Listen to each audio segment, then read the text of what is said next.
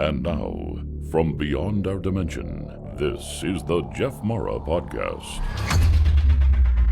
Here's Jeff. My guest is Kailey Sweeney, who, as a result of pulmonary failure, had a near-death experience, which we're going to learn about and more.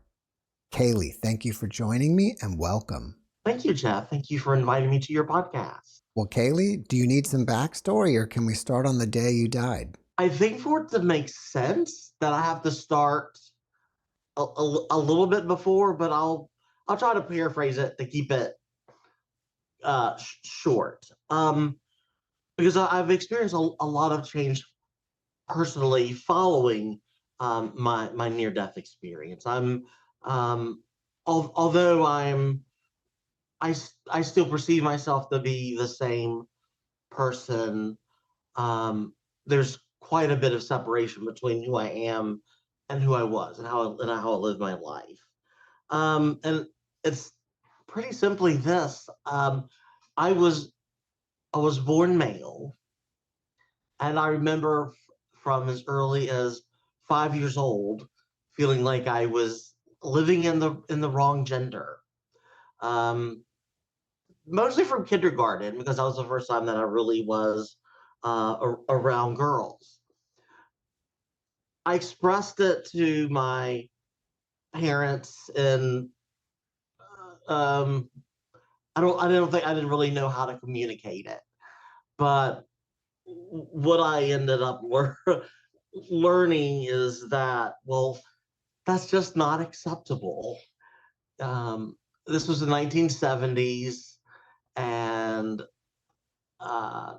there wasn't any talk of it. I lived in a fairly rural area, and there just weren't any trans people around. Or if they were, no one paid any attention to them.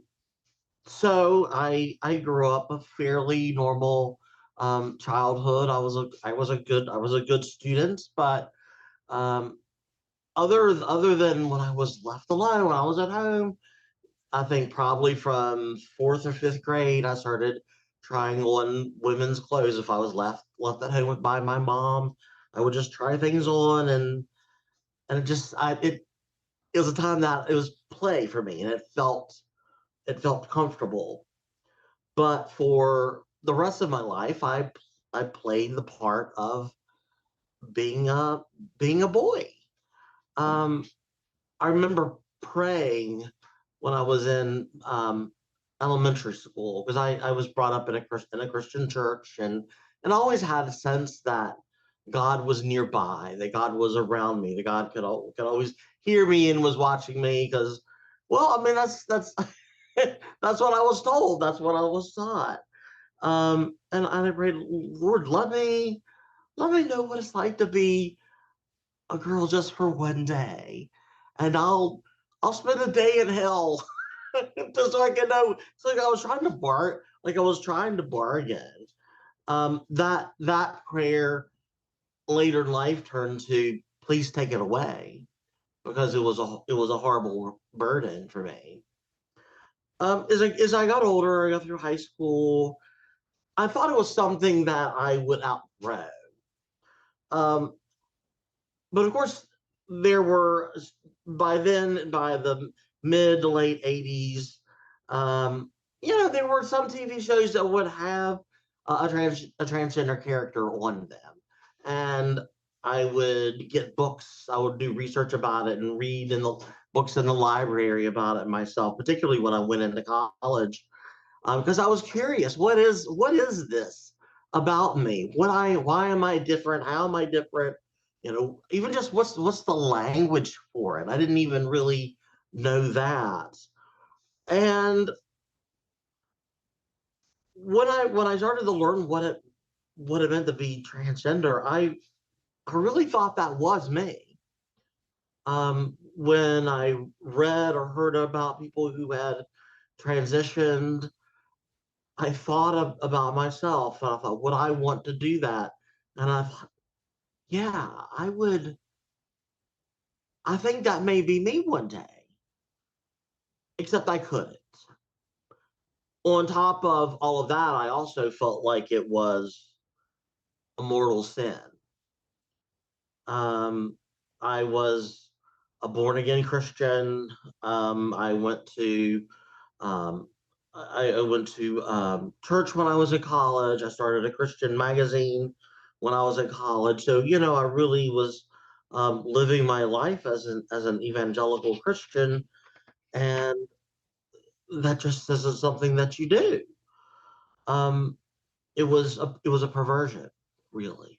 That's how I felt about this internal part of myself.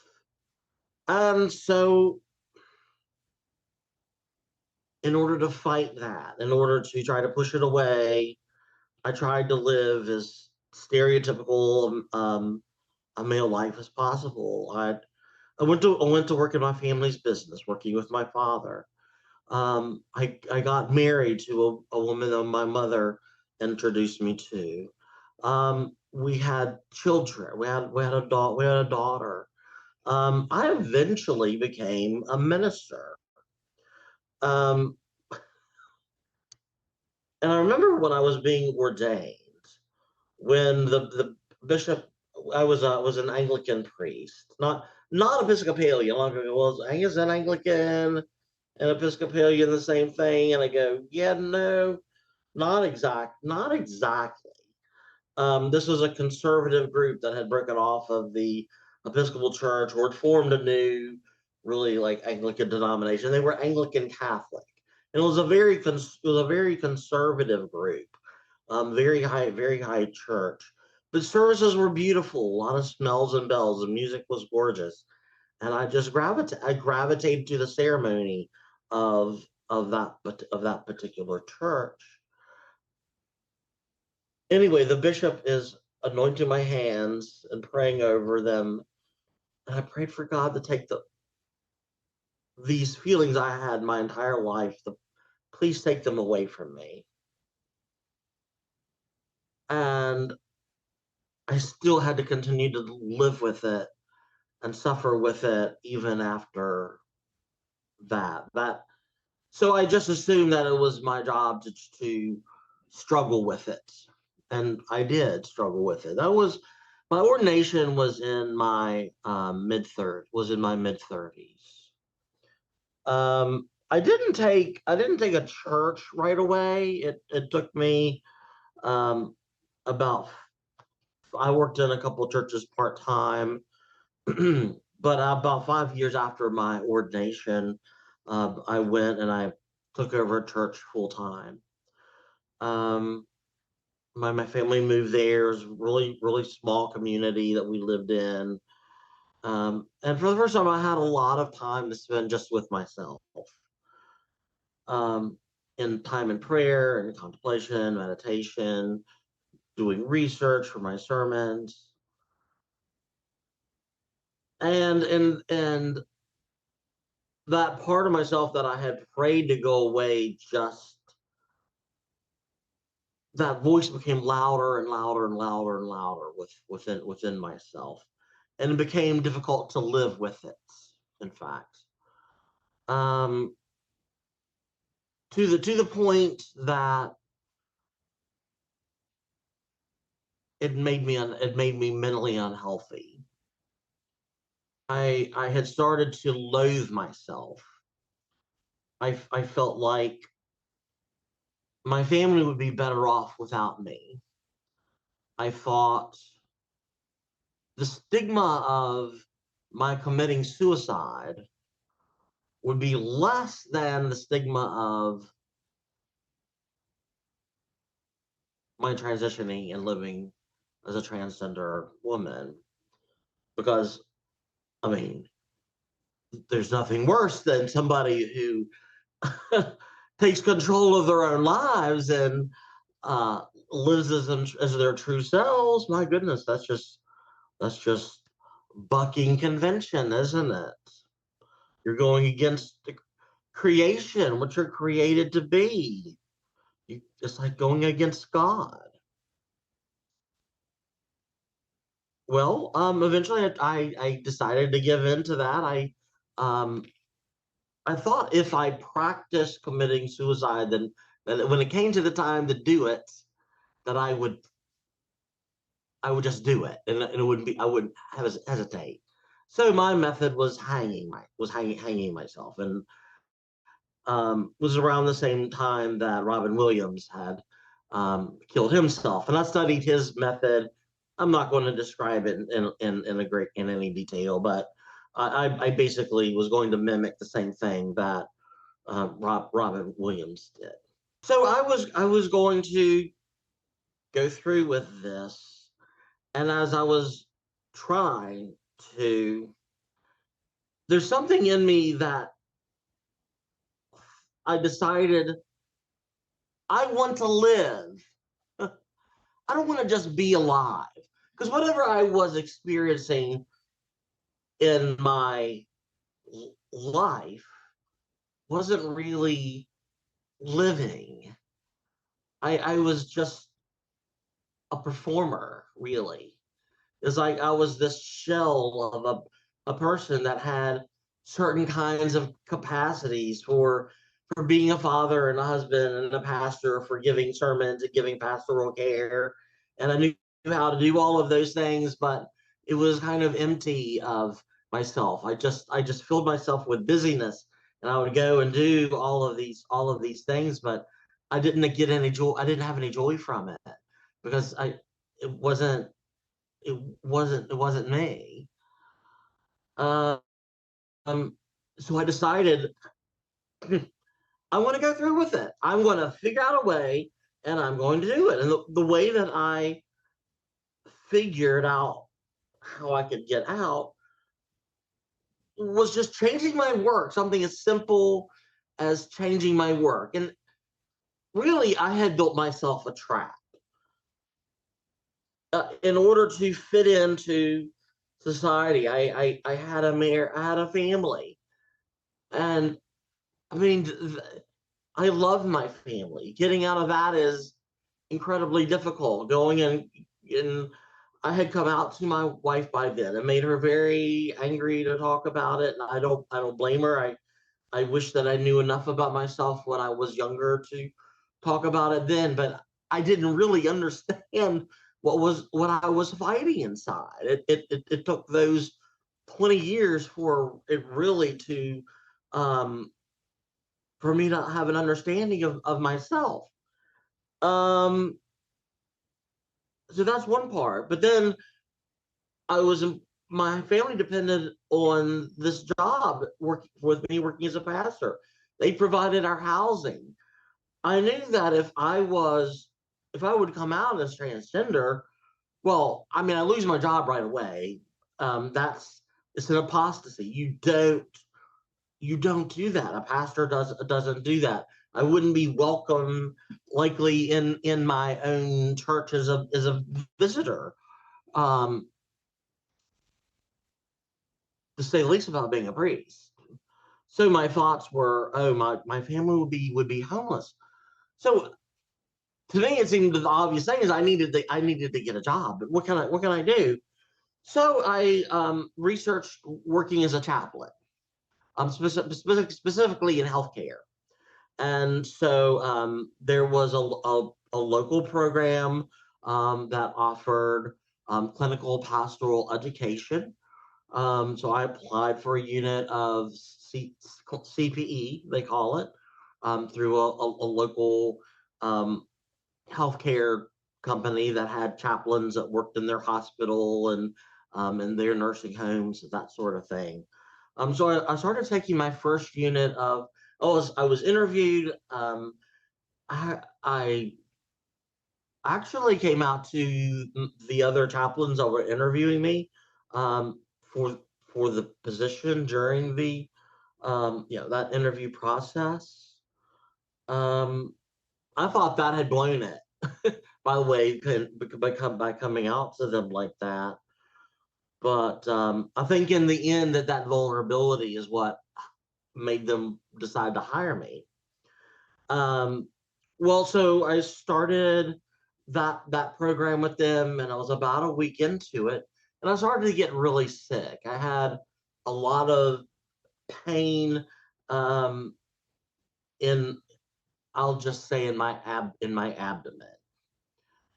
Um, and I had an infection that was an encapsulated infection, and then it started growing, and it was hard, and it was incredibly painful. I didn't know what was going on with it, but it got hard for me to stand up or sit down because I sit down, it's like I'm pinching something down there, and it was it was excruciating. And so I went to class despite all that. Instead of going to the hospital with all that pain, I went to class. I was that determined. It was like I'm gonna finish this program. I'm gonna make this happen. And I was too sick, and so they drove me to the hospital. Um, Eventually, I was transferred to another hospital, and I had a surgeon come in. They treated it by putting in a stent, and they drained it. And of course, I'm on, a course of antibiotics, all of this to try to take care of that. And, that should have just taken care of it, right? It should have been something that was relatively straightforward. I should have had a normal recovery from that, except I got sepsis. I had an infection that got into my blood. And then if I was sick before, now I was really, really, really sick. And the way this sepsis manifested itself with me is I had a great deal of difficulty breathing. My It was like having pneumonia. My lungs were slowly filling with fluid. They gave me oxygen, thinking maybe that would help it. Eventually, they put a CPAP on me to try to force air into my lungs, but that didn't do it either. I was so sure that I was going to die that I called for a priest to come and give me what most people would understand as being last rites, communion, unction with oil, and an opportunity for me to confess my sins and be reconciled with God in the church. And so a priest came. My mom and dad were there. My wife was there. They all received communion. I had beside some time alone with the priest, and I confessed this desire that I had in my entire life, um, about dressing behind my parents' back, about later in my 30s and 40s doing the same thing behind my wife's back, and a few times I had opportunity to do that, and then lying to cover that up.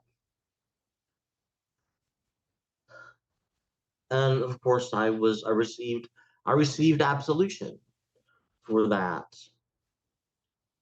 Um, but after I received absolution, my thoughts were, if I live through this, I know those feelings are still going to be there. There's nothing that I've done that's ever been able to get rid of them, and the dire desire is going to be strong enough that, like, God, if I have a chance to live, I still want to live. I still want to be whole. I want to be whole. And my next thought was, well, if I'm going to die, I'm going to go to hell. Because I didn't really confess with a contrite heart. I didn't confess my sin as if I was going to go and sin no more. Does that make sense? Yes. And then my entire body started destatic. My blood pressure dropped. My heart slowed down. My blood oxygen level just tanked. My alveoli, I didn't know then exactly what was going on, but alveoli, the little sacs in your lungs that or where you exchange oxygen and carbon dioxide from the air to your bloodstream, they started bleeding, and my lungs filled with fluid. They filled literally with my own blood. And so my experience of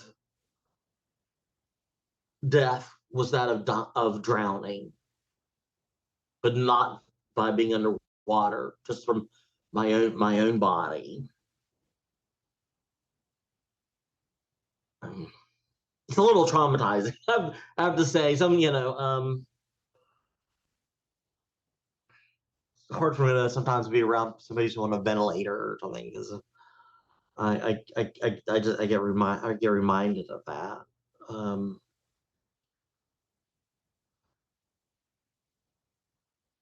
Well, my experience was there was what was going on with my body, and then it was what was going on with my consciousness.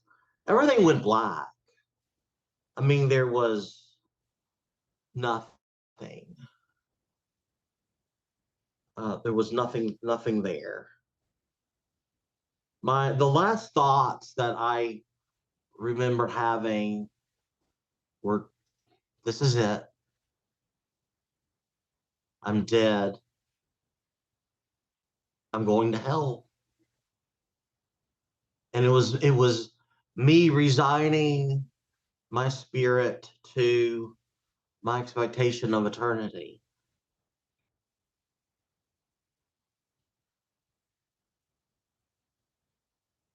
It wasn't long. I don't know what period of time it was, but I had this experience that I was moving,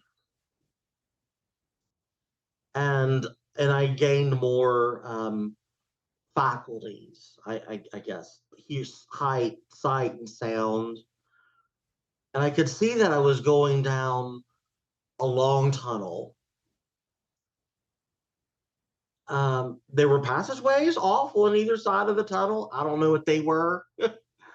There were very tall men that were guarding them, I guess. They're standing there as I'm basically, I felt like I was laying on my hospital bed, like I was being pushed down this. I wasn't walking. I wasn't just floating. I guess it could have been like floating, but I wasn't doing it under my own power.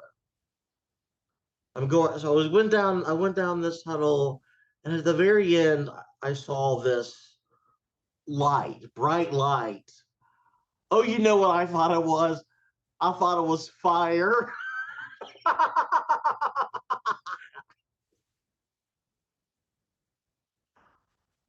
Oh my god!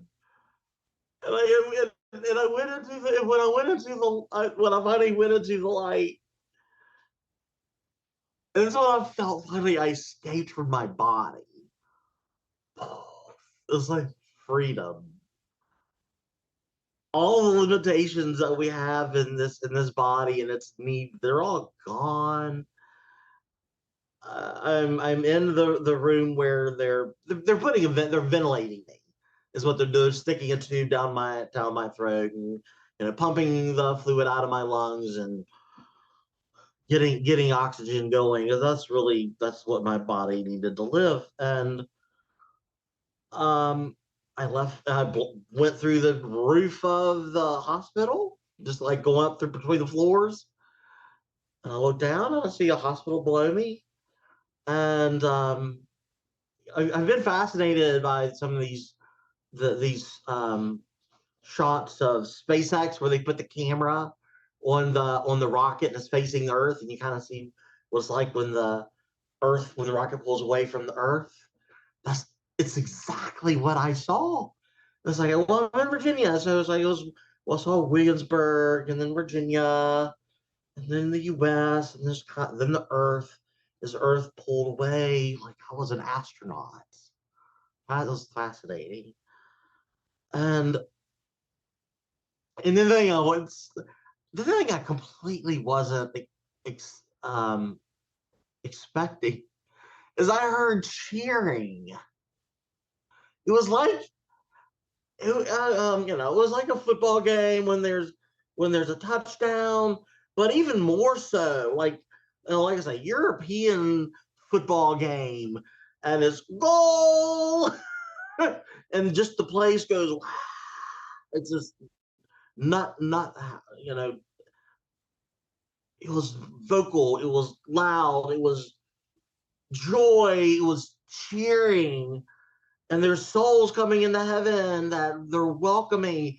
And I look up at the where I'm going, and it was like a stadium. Literally, I this thing I've listened to all kinds of near death experiences since I had mine, and I haven't heard of this one exactly. I haven't heard of one like this. It was like a spiral, but it was like a building that you have the performance area in the center.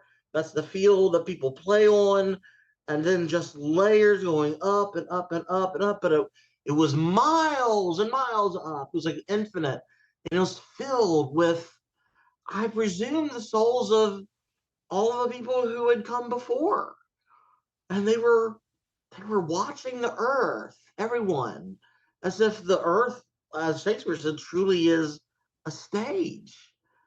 And I could see that. And it was like they're interacting with whatever's going on in the earth individually. As I looked at their faces, and I looked at the earth, and there were several things that I saw.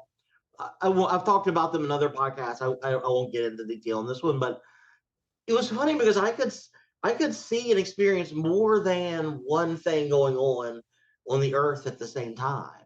It's like I wasn't limited by time or space or my own eyes or my own presence in one particular area. I could choose to focus on one or several, and it was like being there. So that's led me to believe, um, that our loved ones still see us, and they still try to communicate with us. And I don't. That's that's just anecdotal. That's just from my observation there. Um, so all of this is going on, and I look up and I see it kind of gets hushed, and I look at a balcony. There's a balcony pretty high up, at a place that I can see. Um, and a woman walks. There's doors that open up, and a woman walks out, and she's in a long white robe. Her head is covered. She's wearing a crown. She has roses draped around her neck like a necklace. She has people holding the ends of, like, a train of her dress, and courtiers coming on either side as she comes out on the balcony. And when she stops, every head just bowed just a little bit of a genuflection.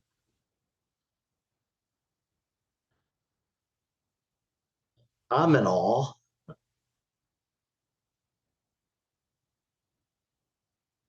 and I hear a voice, and the voice to me sounds, you've been the big waterfalls before, and you hear all this sound of the rivers that crashes over rocks, and this was a voice like a river, very powerful, very comforting, very serene, but it was broad in its sound, and it was inside of me.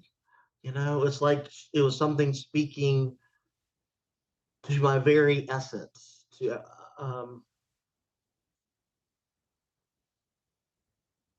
And I assume it was her. She didn't move her lips or anything, and it wasn't a particularly, like, just feminine voice. But this is the person that comes in and shows themselves to me, and the voice says, "Don't be afraid. Fear not." And I'm going, Mary,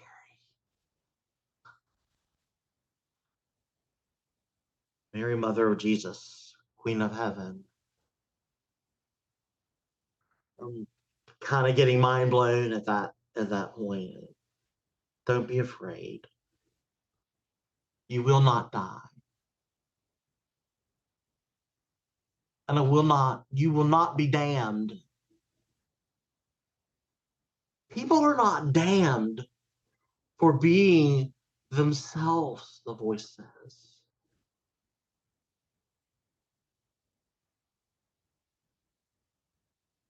Mankind has used my name and teachings in my name to control people, to get you to be the same, to get you to be obedient, to enslave, to colonize, to control. And the things that people say and do in my name make me very angry.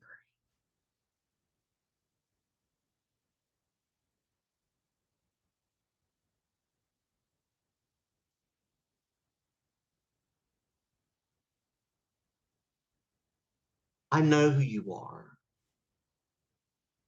I made you. I made you to be like you are. And I will not damn you for being who I made you to be.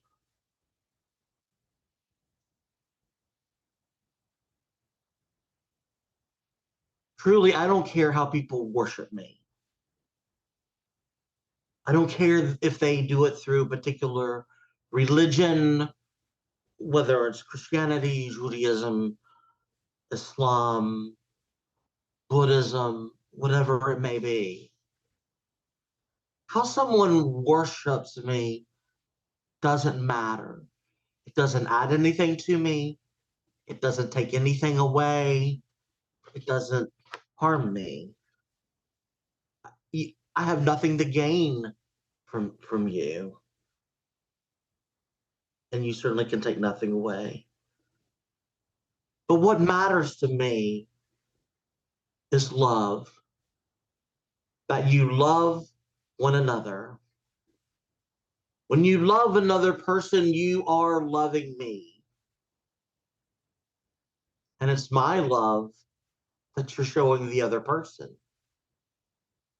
In a way, she's saying, God is saying, I am love.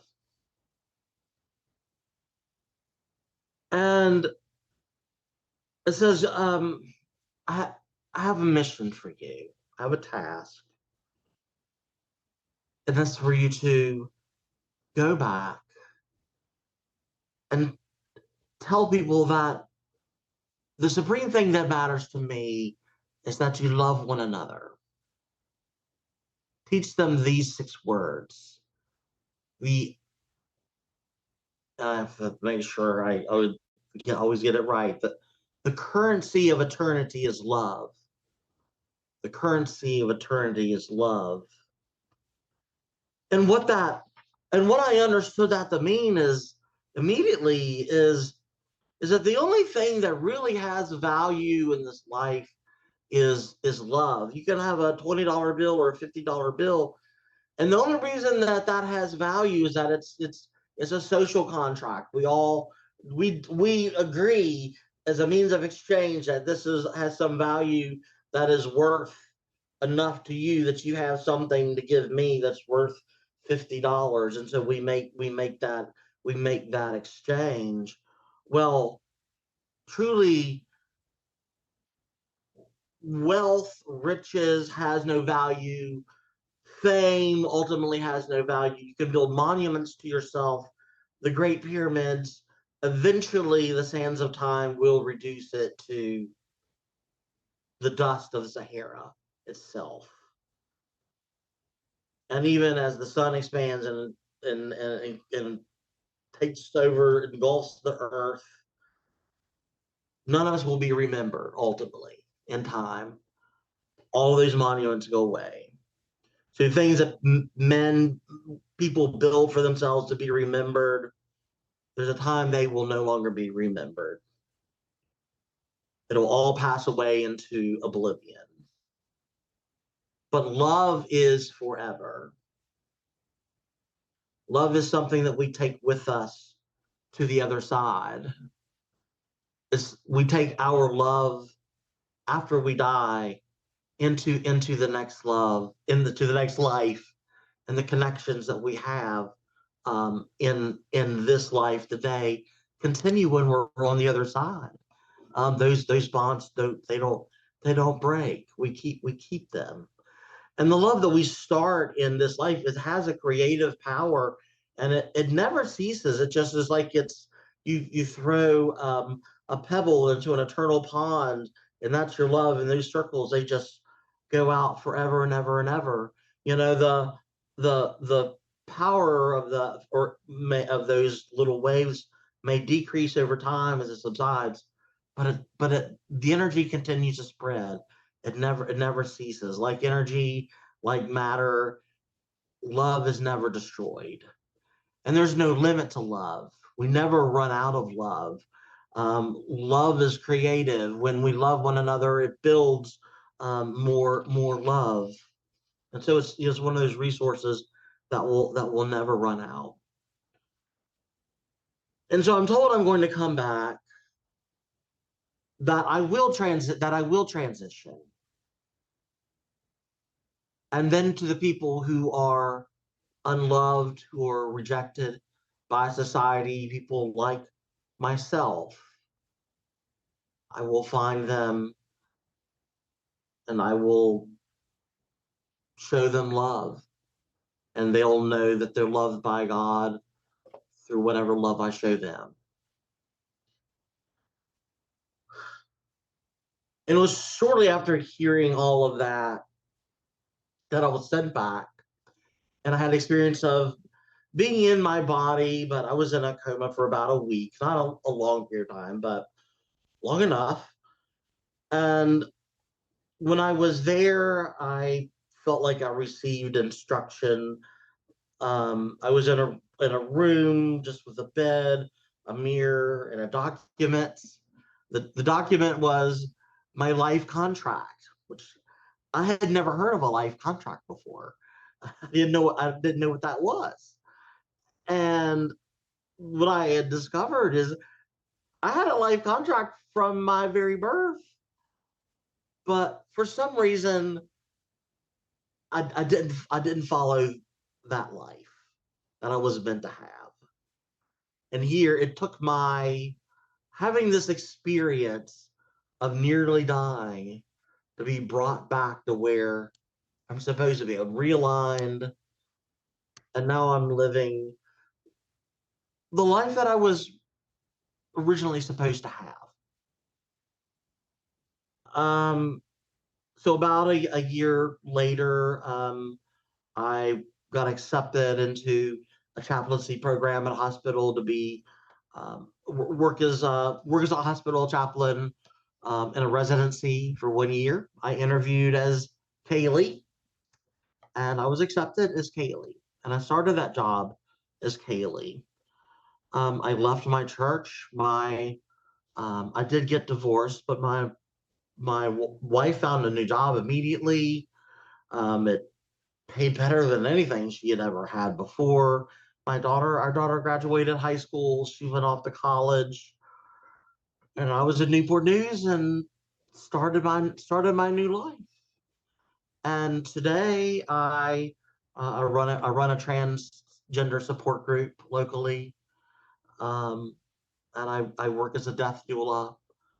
Um, so as people approach their own mortality and the end of their life, I can try to bring them as much peace and comfort as possible just by showing them loving care.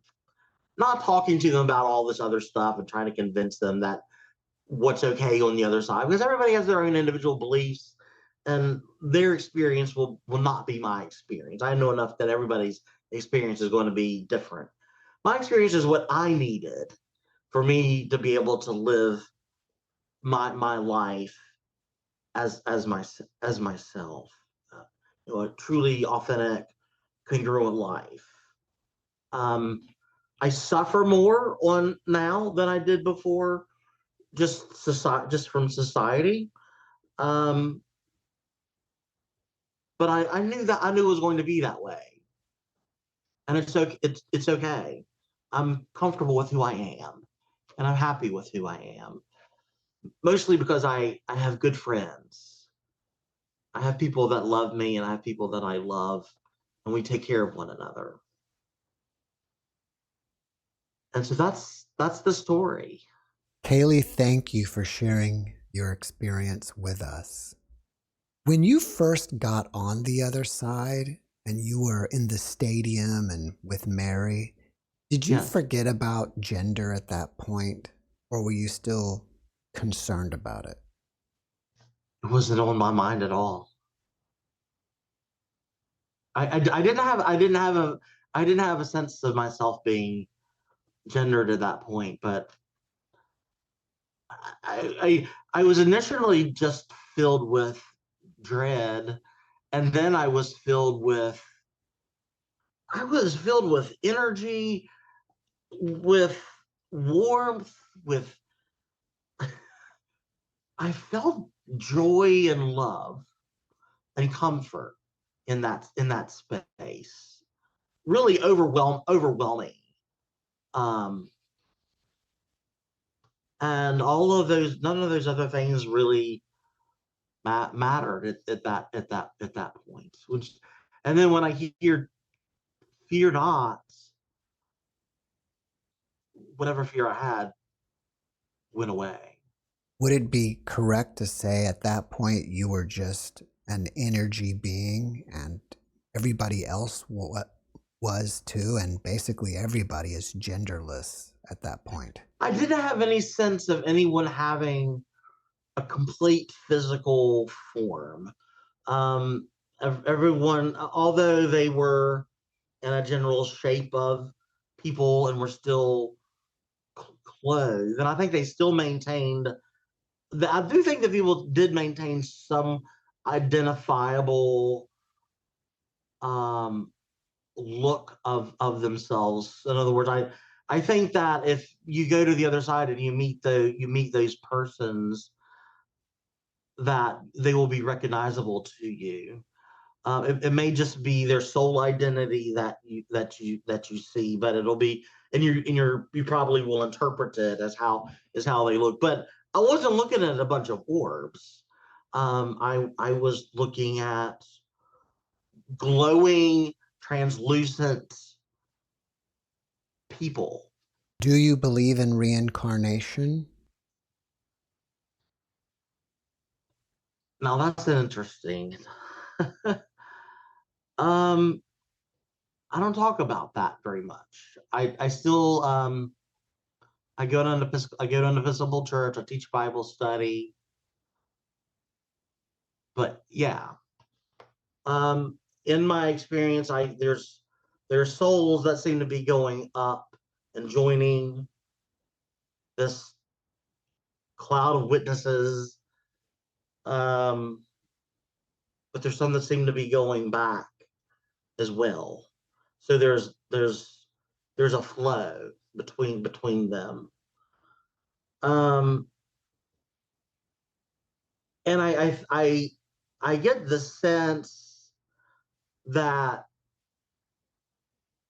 there's a place that we have things.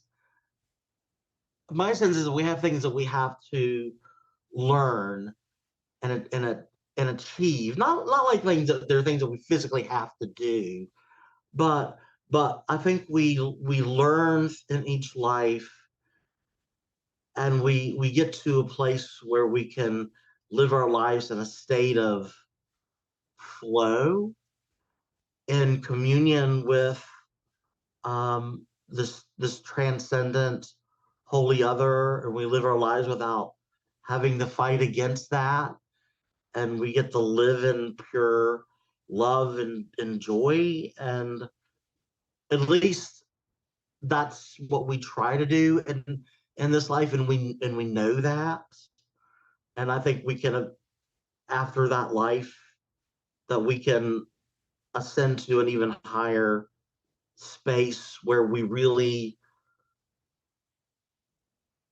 join into the inner life of call it God, if you want to call it God, but this loving, transcendent intelligence that seems like when we're here, like it's a part of us, but really, I think, I sense we always participate. You and I, all of us, everything that's actually here participates in this life of love, and there's no separation between us. That it's something that we perceive when we're here, but it's not the complete story. When we get to the other side, I think we may still have something to learn, and so we're there and we observe for a season and learn and come back and learn some more. And I don't know how many times that process will continue, but I do think it continues. I think in this life, whatever experience I had in that near death has kind of jumped me a level. I'm able to now just I see I don't communicate with beings on the other side, but I do frequently see them. I don't talk about it. It's just I don't want to seem like I'm a crazy person, and I don't know, that's the way society would take it. But I'll see people sitting out on the front porch of some of these old houses in Petersburg, the town I live nearby. It's a city with a tremendous amount of history, and and I know they're not living residents that are there. I just think they might just be there for old time's sake. They decided to go hang out for a while. I don't exactly know why. Um, but yeah, that is a perception that I've gained. Do you ever get confused about who the living is and who is not? Or is it obvious that you No, can tell who's not no, living? I know well, most of the time the perception is at my periphery. It's right at the edge of my vision. It's not like I look right at somebody. Sometimes it is, but most of the time it's just like somebody moving by me. And someone will move by me in my own house. And I'll go turn on the lights and I'll go look for them. And then I'll go, okay, that just must have been. There's a person who used to live in this house that was an avid gardener, and I just know him as the gardener, and I just see him going out back to work on it. He has a shop in the back that was, where I think he had a wood shop. And so he'll go through the kitchen and he'll go out there and work. And sometimes I'll just see him in the corner of my eye going back there. And I just live with that. That's normal. That's normal for me now. And so yeah, sometimes initially I didn't really know who that was. I'm still not completely sure that I knew who it was, but in talking to people who have lived here in this house before, or that have known people that live here, I think I know. I think I know who it is. Do you remember the details of your soul contract?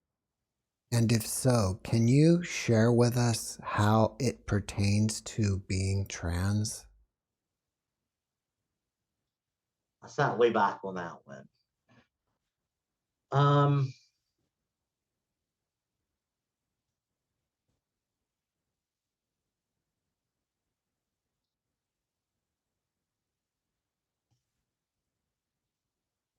I think what I knew as I read through that is it contained details of things like what I'm learning and what I will say will not be received well by a lot of people. That there will some who will think that it's demonic or satanic, even. For me to live as a transgender person, for me to say how you worship, or even if you don't worship, it's okay with God as long as you love other people. it got into that detail, and I knew that I will receive and have so I'll say negative feedback because of that. Part of what I learned and going knowing that I would it was details as the who my audience would be. But there would be some people who hate, who just by getting to know me, that they don't know a transgender person. And I blend into society well. I don't stand out. I don't wear a flag or a pin. I don't have bumper stickers on my car. I don't fly a flag outside. I'm not putting it in anyone's face. Some of that is for my own safety, albeit I don't want to. I've had death threats. I've had 2 death threats, and someone slashed the tires of my car. Did they do it because I'm trans? I don't know. But I don't want to be that out with it. But yeah, the contract said you will suffer. But I also can choose joy. My joy and my happiness are my responsibility, and no one else is responsible for that. And so those details were there. A lot of it was theological, and my understanding of how the universe works. Things like there really is no hell. That the people that I saw in that space, some of them were having their own experience of seeing people in this earth repeating the same mistakes that they made in their life, and it upsets them to see someone doing what they did in their life that was unloving or hateful, when they know what really matters in this life is hate, is love. And so I understood that. I understood what we call God to be the interactions of everything in this universe and in other universes, that somehow together it all has an intention, and that intention is what humans call intelligence. But it's different than our intelligence because it contains everything, and yet it's more. When I was in seminary, they would teach you the word called panentheism, and that's the word that comes closest to describing. It's like God is everything plus. Well, my feeling is that for one thing, I don't have to call it God, because God is I'm part of that. That divinity is in me and is in everything. But I'm not God. I'm just one piece. I'm just one piece of it. So those kinds of things were in there. So I had a lot of knowledge that I took on board, and I use that typically in just private conversations. I don't talk about those things very much, just because of the potential of persecution. I do feel like I should probably write a book, but another thing that I really learned to understand is that I don't have to worry about having to reach a certain. This isn't performative. My mission is going to happen despite me. I just have to be open to it and be myself, and whatever's supposed to happen will happen anyway, just because that's who I am. And so I need not worry about whether I write a book or whether I give speeches or I do a TED talk or I do a certain number of these things. The message is going to get out anyway, and it may not make any difference to anybody during my own lifetime. It may be but it's seeds. It's seeds that are out there, and it'll make a difference in time. And so I just sow seeds, and they're seeds of the message of love, that everything is love, and no expectation that what we would call God has of us is we're to love one another. It contained all of that. I mean, it has my past history, and I in fact I even know when I branched off. In my old life, I had my timeline, and I had a dinner with my ex. We were we were is we were I say it's we were a Rich Brow Brewery in downtown Richmond, and we weren't married yet. I had come to she was working in Richmond, and I lived about an hour and a half away, and I was going to come out to her. I was going to come out as a cross-dresser. I didn't understand the trans part, and as we were drinking, I blurted out something like, I think to wear pantyhose. I mean, just the biggest, wimpiest, stupidest thing. And she's like, what? What? What did you just say? And I'm like, oh, never mind. I'm drunk. It's the beer talking. It's nothing. That was stupid. Forget. And there, when I had an opportunity to do that intention, and I don't know what life would have been like after that. I mean, she might have been okay. I don't know. I just don't know. But instead, I went on this other tangent of marriage and having a child and working in the family business and all of that. And it took another 20 years for me to come back to be able to become myself. And so I think now I had to give up my ministry. I had my bishop said, you either I became a chaplain. I had to have an endorsement from I don't want to get into all these details. My bishop said, you either will have a trial and kick you out of the church, or you can write a letter where you resign your ministry and you feel like you're no longer called. And I did that. It seemed to like it would be less embarrassing to, people that I cared for, that were priests that had mentored me. I didn't want to bring any embarrassment to them, and so I just kind of disappeared. I just kind of disappeared to them.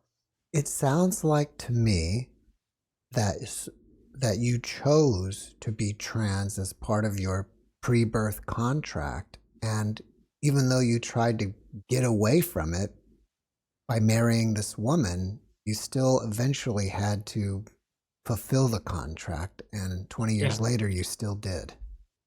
It's who I am is the thing.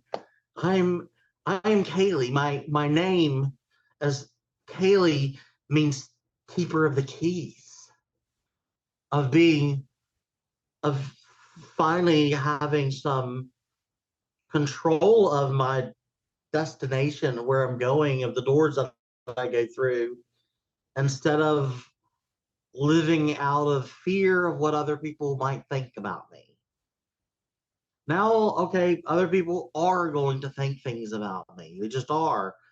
One of the podcasts that I interviewed for, the lady who interviewed me is an evangelical Christian, and so there's lots and lots of comments in there about me being demon possessed and blah blah, that kind of thing. And it was a time that I tried to respond to them, but then I went, I'm living in flow.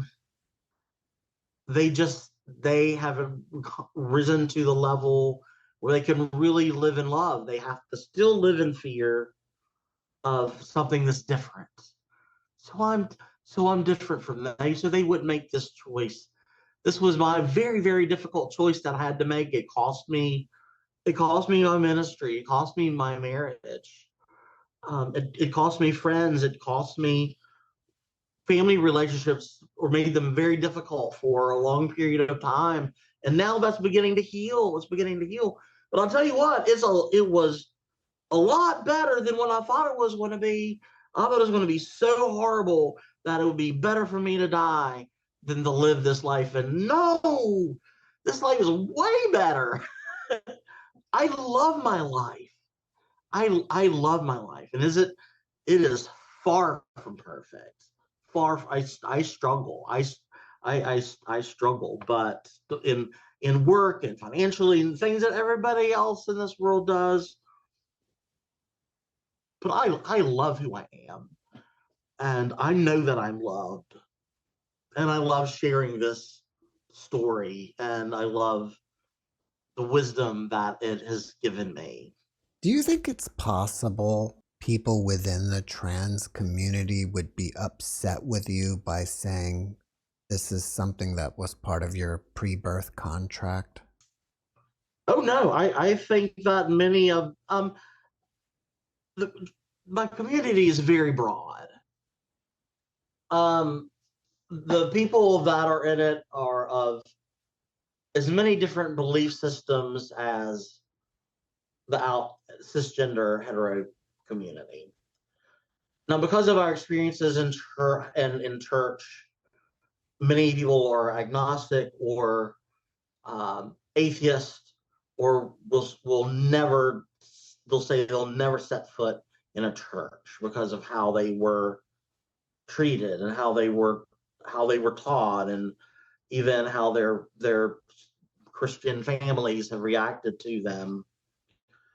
But I think that they themselves will know that they feel like they were always, their soul and very essence of who they are is the gender that they decide to live as a transgender person, or non-binary, or gender fluid, or whatever that may be. I think as society grows, as we I think even science will show that gender has some fluidity to it, that in other cultures there's been fluidity to gender, that there's other animals even, and that express both male and female, or can even go back and forth. If there's certain kinds of amphibians, if it's not enough females around, then the males will convert the female so they can propagate. I mean, that's miraculous, and I'm not sure it's that different with people. I think me being as a if I'm not American Indian, if I were American Indian, I would have been a two-spirit, and I would have had a certain place in my society as a kind of shaman. And I think I still kind of am, in that I'm dealing with things that are spiritual, dealing with life, I'm dealing with death, but more than anything else, I help people with their transitions, with their changes, and the things that come along with changes that they might be fearful of. And really the only thing I can do when someone is making those changes is be present and love them and let them know that it's okay. You're not alone. That's really all I do, is not to teach them, give them advice, to be some kind of a shaman, to do some kind of rituals, whatever, to have, some kind of prayer to say. It's none of that. It's just being there. That's 9/10 of it. Just showing up, being available, and loving them genuinely from my heart. I think that's great. And I guess maybe I wanted to further the question by saying that, and I'm just making an assumption, that some trans people may just say, I was born this way, and that's why I am like this. But just like the song. Right. That's why I mean, that's what that's about. Right. Absolutely. But for me, the way I understand you is it's one step above it, because pre-birth, you made a choice. So that's why I thought maybe, or I'm thinking maybe some people might be was upset born with you. this way, and yet my pre-existent soul was already who I am now, to some degree. Yeah. Yeah, and I had to remake that. I had to remake that choice because I had rejected it my entire life. That was a new. That's unusual among near deaths, is having that present. I thought I was I was afraid. Another thing that I was afraid of is I was thinking, oh, somebody's going to think that you sold your soul to the devil. But I was signing that and going, spreading the love of God, really? No. As I understand it, this is just living in love for myself enough to be able to be myself, and comfortable enough with other people to allow them to be themselves. Even those who would reject me and hate me, they still have a certain dignity to them because they are still we all share divinity.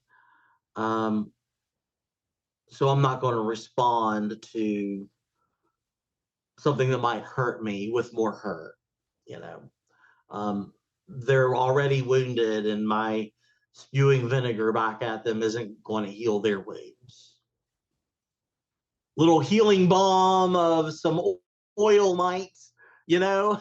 So that's, I use my smooth tongue. That's having kind of a silver soothing voice and tongue is a gift, I think, that helps me do my job. Sometimes we talk about, why would somebody come here and choose to suffer? You know, whatever their situation may be. But would you agree with that? That, you know, many of us, if not all of us, come here and choose to suffer in some sort of way? There are people who suffer so much more than I have. I don't mean to compare at all. Um, I mean, I'm living in Colonial Heights. I'm not in Gaza. I'm not really suffering all that much. I have a house. It's not being bombed. I have food in my refrigerator. I wouldn't call this suffering. My suffering is that okay, I lost privilege. I still have privilege. Um, do we choose it? Well, I think every soul, in order for it to ascend, you know, I almost wouldn't be surprised that souls at a very that are at a very high level might choose the most suffering, might choose to be the least among us, and that what they gain from this life may be just that last thing that they need to ascend to where they finally break the bonds of birth, death, and rebirth. Those may be the wisest of all beings, of might be the wisest of all souls. Well, I'm sure you deal with this all the time since you're a death doula, but if you had a friend or a family member of someone who had just transitioned, what kind of advice do you give? Yeah, and I do that frequently. My best advice is to have a social network, make friends, find people who love and support you for who you are, no matter what. Find the people that you can come out to. I think most of the time you'll know that in your heart. And those will be the people, when you're going through the difficult times, they'll be there to support you. just with their presence or verbally or even in tangible ways. But it's really hard to do this alone. A lot of people that start this and they start it on their own and they don't have supports end up trying to take their own lives, and some of them do take their own lives. Yeah, I don't know if I can believe the statistics. It's something like 43% of people by age 40 that are trans have at least attempt suicide at least once. My friends got me through it, and that's why I'm a friend. I'll be a friend to anybody that is going through this. I'll be a friend to anybody, and I will love them, and they don't have to be alone. I mean, if they can't find a friend, I'll be that friend. After watching this podcast, people may want to either reach out to you or even ask you to be their friend. Sure. How do they contact you? Okay. I'm going to direct them through my website. My website is virginiadeathdoula.com. And I have webmail on there, and they can contact me through that. Other things may change, Facebook, whatever, social media. But that's one place that I think is a good place to start. And I could send you an email that'll have that in it, if that would be helpful. I'm not going to give my telephone number. and if it's in my business, if it's coming from my business website, then you're actually more likely to get to me than if I just gave you my Gmail account, because my Gmail account, I get so much spam and just email that I miss people sometimes. It's overwhelming. Coming from my business site, I know it's important. So that way, if you reach out to me that way, I'll go, oh, this is one I need to talk to. Is there anything that you're working on that you want people to know about? So several things. If you have an organization that deals with death and dying,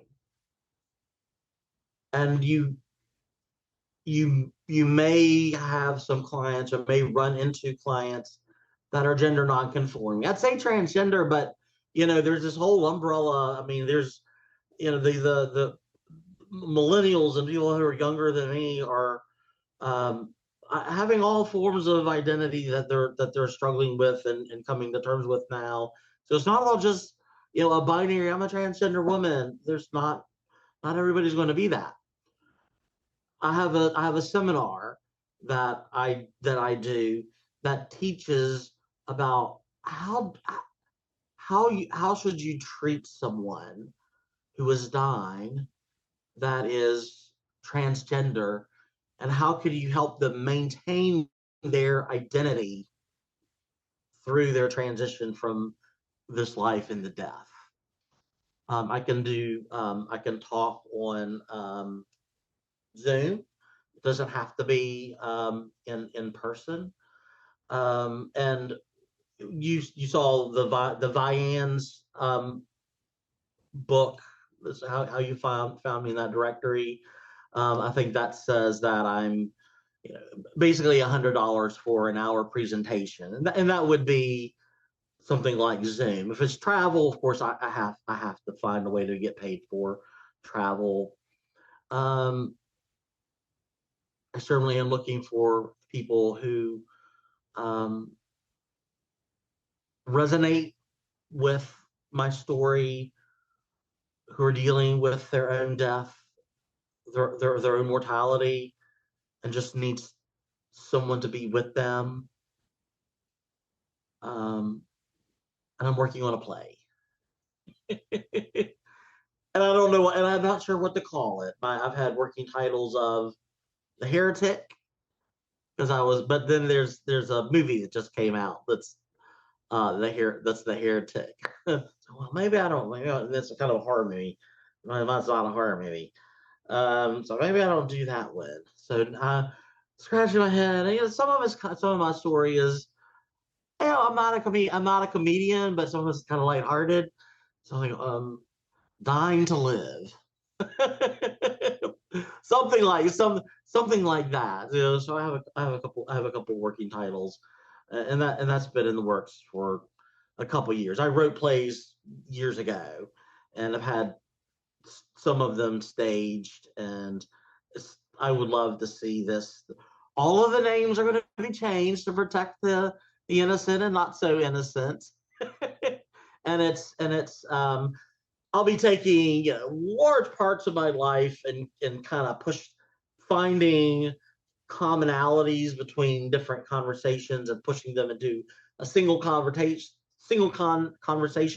So to fit it into something that can be on stage, right, and not be hours and hours long, it's a fictionalized version of it. And how do you stage a near-death experience? I mean, you'd have to go to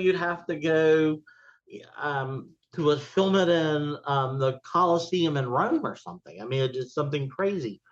So that's all brought down and uses a lot of symbolism to take the substitute for things that are very large concepts and ideas. But it allows me to be creative. It allows me to put some of the concepts and things that I've talked about with you into conversations that I'm having with other people, and it kind of assumes this worldview. It doesn't just put it out there, but it's kind of threaded into the words of the story.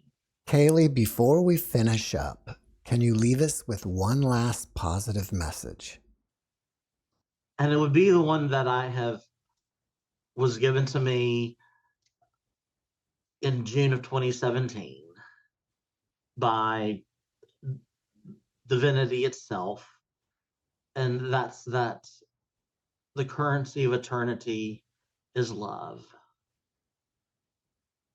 Everything that has any value is love. It's eternal, and it's the one thing that God cares about and pleases God. And I have nothing that I could say that would be greater than that. Kailey, thank you for your message, and thank you for being my guest. Thank you. Thanks for watching the JeffMara podcast. I really appreciate you. Another way to show support is through YouTube memberships. And if you do, there are loyalty badges and other perks depending on your level of membership. All you need to do is click the join button underneath the video to find out more. Thank you for your support.